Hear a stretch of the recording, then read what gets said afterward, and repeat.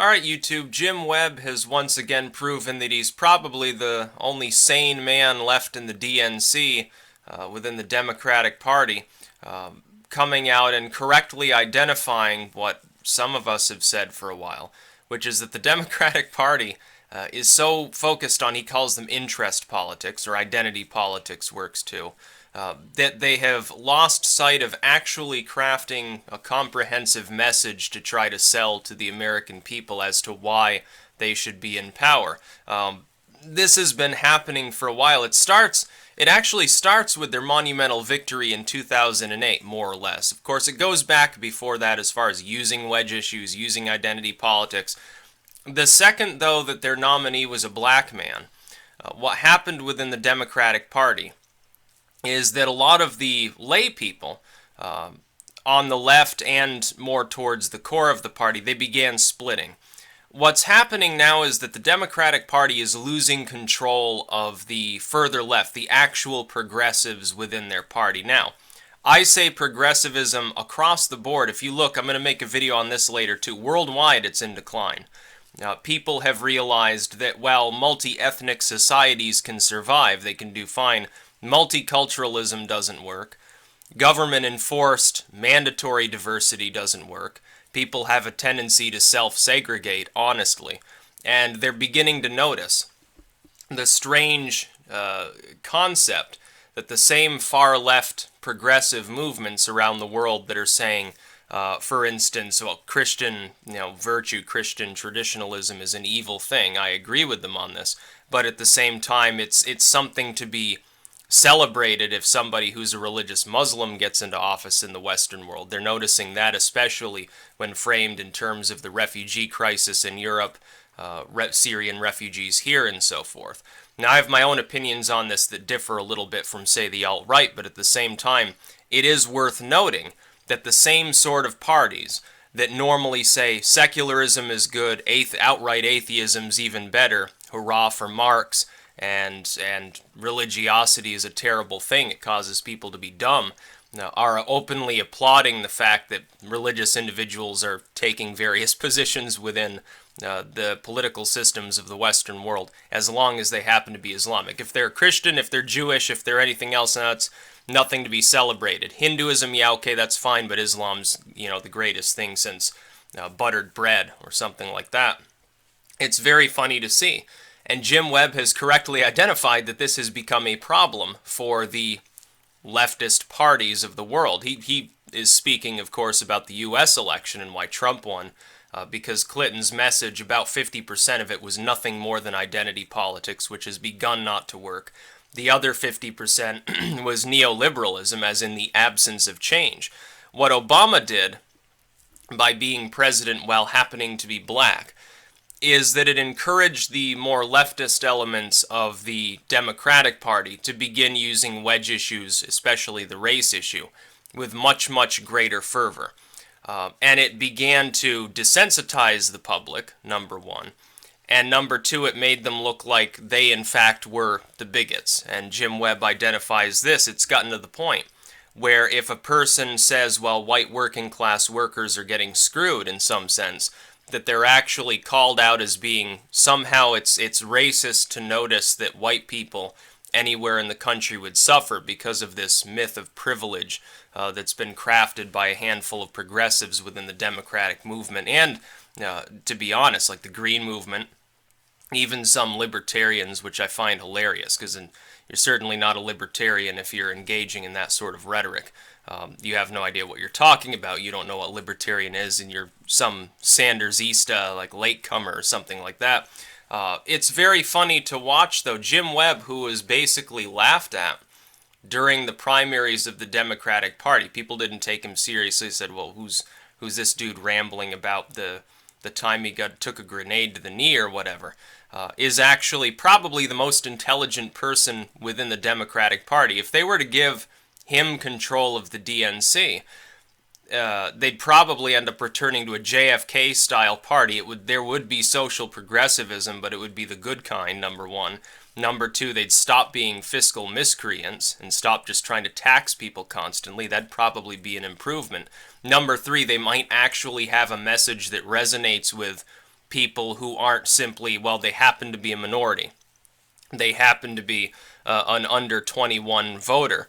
These are sort of the only strongholds the Democratic Party appears to have left. They've lost much of the working class in the last 4 years. It's impossible for them to win the next time around if they don't reverse this trend. And I had some people on one of my videos there where I was talking about how the Dems weren't learning their lesson, how, there are better ways to govern a party than what they're doing. They said, why are you giving advice to the enemy? The Democratic Party is not my enemy any more or less than the Republican Party is. I'm not a Republican. I'm also not a hardcore Trump supporter. I voted for him to stop a nuclear war. I don't care really about border defenses. I think deporting criminals is a great idea. On everything else, for the most part, I'm ambivalent. I like his tax code. The Democrats could form a tax code like that as well if they had the wherewithal to do so. I'm against largely both parties. I don't like most of the people that are Republicans within Congress. I dislike most of the Democrats within Congress. I think they're inept. I think they have either no ideas or bad ideas. In many cases, very outdated ideas, especially now, amusingly, the Democrats. It's actually funny since for so long, when I was younger, the Republicans were the old guard, traditionalist, bumbling old man party. Now the Democratic Party is beginning to resemble what the Republicans were, which is they've got outdated ideas that are losing favor, and they're sticking just with identity politics, much like the Republican Party, until this election, primarily just wined and dined evangelicals within flyover states. Their current candidate is a New Yorker. He's from the big city. He's not from some cornfield out in Iowa or something like that. He's socially probably as progressive as any centrist Democrat. He's only fiscally far right, for the most part, with a little bit of nativism mixed in. That is a significant change from the Republican Party of the Bush era. And that's a good thing. They've renewed their party. They've renewed their platform. They're capable now for at least a few cycles of not being blamed for being the old man party. The Democrats now are the ones that are the old man party. Specifically, old whining people who are stuck, fixated on the concept of privilege, misogyny, the glass ceiling, racial issues, and so forth. Things that are losing favor. Nobody cares about this anymore. The race debate in this country was solved a while ago, and honestly, things got much worse under Obama, and people have observed that too. There's a reason. Why do you think Trump actually increased the Republican voting share among Hispanics of all people? It's because they've become less receptive to the wedge issues of the Democratic Party that they use to get votes, because the Democrats didn't actually offer them any other benefits other than, yeah, we're going to talk well about you every 4 years. That's all they've done. Webb is smart enough to understand that in the long term that's a losing strategy. You've seen the first loss already. The Democrats didn't even take back the Senate. In 4 more years, their message, if it doesn't change, will be even more out of favor. Trump will win in a landslide if that happens, if they don't reform the way they do things. Now, I think, this is just my opinion, I think if they get completely curb-stomped in the midterms, more social pressure will mount. People like Webb, or maybe the far left of the party as well, will begin to gain more fervor. They will overthrow the DNC entirely. They will take command. Now, whether it's, again, the sort of JFK-style Democrats, Southern Democrats, whether it's progressives, somebody is going to supplant the Clinton camp, or the Clinton ally camp, I should say, the Clinton's outer circle, which currently controls everything. You see, Howard Dean, potentially is the new head of the DNC. He's already been the head of the DNC before. He represents Clintonian-style policies. They will get overthrown. The party will reform the way it does business. They will dream up an entirely new platform. And who knows, in 4 years, the Democrats might once again be the more tolerable party. It's not like I've got party loyalty. I don't. I also don't have any loyalty to Trump. If Trump fails, I will criticize him. If Trump does well, but another platform comes along, whether it's a third party, reformed Democratic movement, or whatever, and it is superior to what Trump's saying, I will embrace that platform over Trump's. I don't think that's going to happen. I think what's more likely to happen is that the neoliberal elements within the Democratic Party will dig a new trench, they'll fall back, they'll fortify, they'll keep their jobs, they'll ram the party into the ground for at least an entire cycle. It won't just be the midterms. They'll lose the next election probably, as long as Trump does a halfway decent job on the economy especially. They'll ram their party into the ground, they'll lose even more steam, and then, after Trump is reelected potentially, then they'll finally figure out, oh yeah, Jim Webb was right. Oh yeah, the public was correct. We're actually woefully outdated now. We're the old guard party after a while. And then they'll reformulate. Then they'll reform the way they do business. They'll think up a new platform. I think it'll take them longer than 2 years to do that, which is to their detriment. They won't win the election if they keep the same platform they're using now, because again, in 4 years it'll be old hat.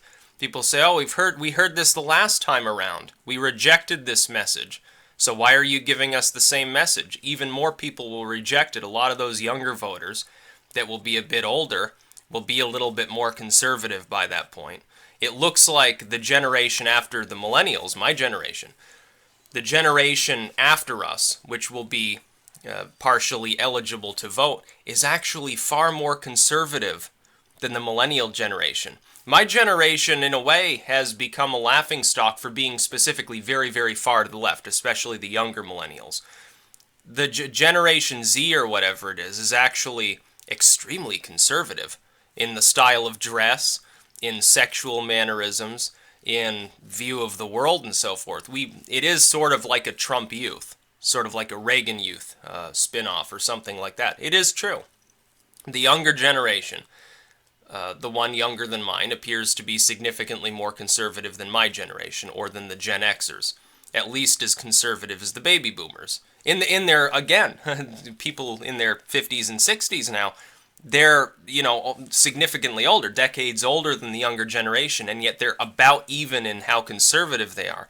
It must be extremely worrying to the Democratic Party to think of these, people in their mid to late teens right now. They're becoming eligible to vote, and they're soundly rejecting progressivism. They're soundly rejecting everything other than a few of the socially progressive policies that the Democrats have glommed onto. Of course, they weren't the ones that drove, for instance, gay marriage or women's rights or anything. It had nothing to do with the Democratic Party as it is today. None of the people that were involved in that are Democrats. The Libertarian Party embraced gay marriage in the 70s. Abortion was decided by the Supreme Court by prompting from the then so-called far left, which has very little in common with the whining wedge issues of the social justice warriors of today. Today's social justice warriors are not the hippies. Today's hippies are the alt-right, honestly. They're the ones that are outside. They're looked down upon by all standardized measures of culture. Back then, you got to realize, late 60s, early 70s, psychologists said, well, this is a group of people that's desperately addicted, given over to criminality and degeneracy. They're everything wrong with the world. They might be commies, blah, blah, blah. There's just every person within the legacy media as it stood then, the lamestream media, which wasn't quite legacy at that point, I think, academia and so forth. They all just chastised them, said they were a bunch of degenerate, dirty pot smokers. Now they do the same with the alt-right. Now academia says, oh, these Neanderthals not embracing limitless multiculturalism, these horrible people that think a border should exist, oh, don't they know that progressivism is the wave of the future? And you're wrong. It's not the wave of the future. It's dying out. And it's going to die out more over the next 4 years. It doesn't matter what happens within U.S. politics. It's happening all over the world. We see what's happening in France. Merkel's going to be pushed aside almost certainly. So Germany, there goes the progressivists in Germany, the commies, the Marxists. France with Front National gaining more and more support. Hungary, Poland, certainly you see all the time. You see tens of thousands of people in Poland protesting against multiculturalism.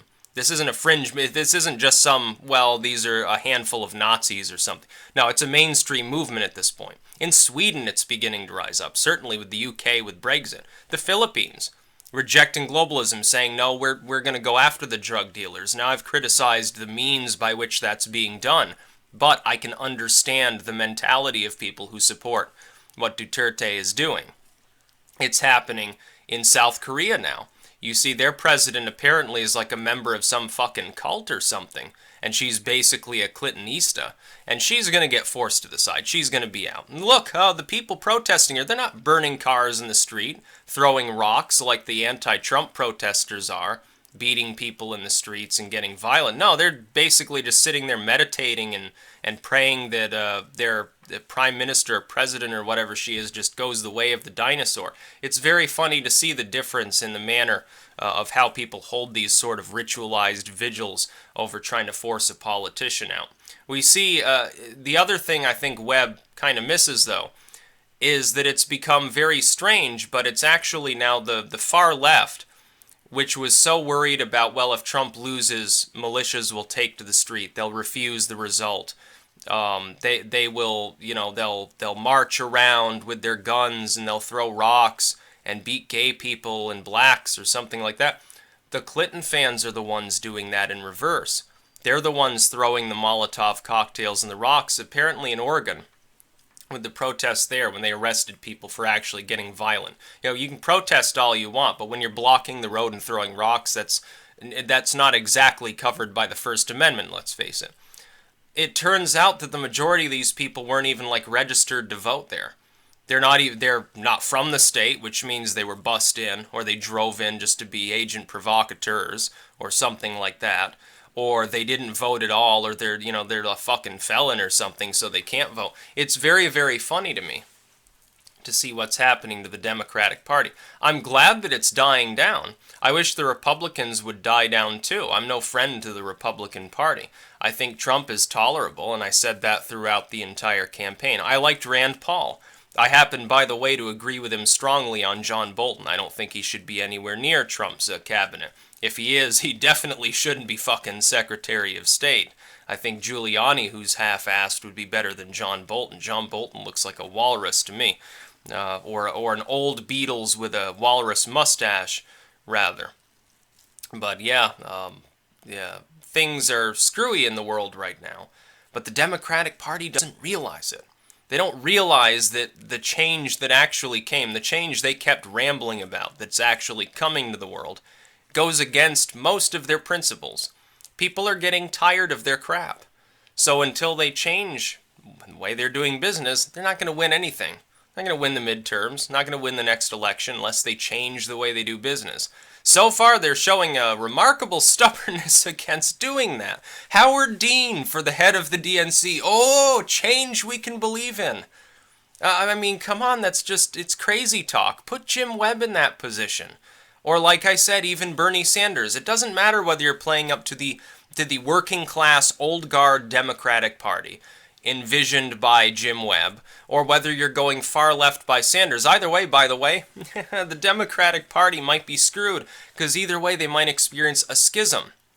If they put the far left in charge, even more of those working class Democrats, the Webbites and so forth, they're going to gravitate out of the party. The Rust Belt will turn solid red by the time the next election happens. Oh, they'll get their ass handed to them in the Rust Belt. It'll be even worse. They'll lose Minnesota. Michigan won't be close. Pennsylvania won't be close. They'll certainly be endangered. You could see a situation, very strangely, where you have enough Republican support in upstate New York, part of which is Rust Belt, let's face it, to actually countermand the votes of New York City, turning the state red. At which point the Democratic Party would go into a full-flegged meltdown. You wouldn't even need that to happen, though, for that to occur. If you give the party over to sort of the Jim Webb centrists, though, the pre-neoliberal, intelligent, reasonable Democratic Party that understood how to manage an economy, the far left will leave the party. Well, there goes Colorado, because all those potheads in Colorado, and as well as the Pacific Northwest and Nevada now, they'll go against the Democratic Party. You'll see a rise again in third-party sentiment. The Green Party will expand, the Libertarian Party will expand. Some of these people, again, will become Republicans. Because the Republican Party right now has embraced gay marriage for the first time. It's actually remarkable. People pretending that Trump is some hater of gay people don't even realize he applauded gay rights at the RNC when he accepted the nomination. They're pretending that it never happened. You can watch it for yourself. Watch Trump's speech at the RNC when he accepted the nomination. He thought it was heartwarming that people were applauding when he was talking about how he wanted to protect gay citizens. So he doesn't care about this issue. The Republican Party has also embraced medical marijuana. They're actually a step ahead of the Democrats with regards to ending the drug war. Trump's like, yeah, let the states legalize it. Who gives a fuck? He doesn't care. The Republican Party has dropped the two worst wedge issues that it attempted in the past to exploit, that always held it back. They prevented the Republican Party in many cases from winning. Because those sort of mentalities, oh, we need to keep the devil's weed illegal, and we need to crack down on sodomites, those are only popular in the fringy areas of the flyover states. Well, those areas aren't going to magically go blue and start voting for far-left Democrats just because the Republican Party takes a hands-off approach to gay rights. It's not going to happen. Trump is wise to drop these issues. Abortion, yeah, there's an argument to be made about, I guess, regulating it, and somehow that will be popular in some of the competitive states. I wouldn't touch the issue. I think that's going to be in the future another losing issue. They need to think long-term, not short-term. But at the same time, gay marriage is a dead issue. Nobody cares about it anymore outside of places like Wyoming, and they're not going to go blue anyway. So, the issue is fundamentally completely dead. Not being a total fucking warmonger is going to help Donald Trump, I think, as well. If the Republican Party reforms itself, continues to look more and more like Trump's vision for the party, that is, they're either tolerant of or even progressive on certain social issues, and they're more worried about, we do need to solve the immigration issue one way or the other. We do need to reform the tax code, and we're tired of being forced into diversity crap and told that you can't be white and you're an evil person, you have privilege or something. If they keep to those issues, yeah, they'll win the next election handily.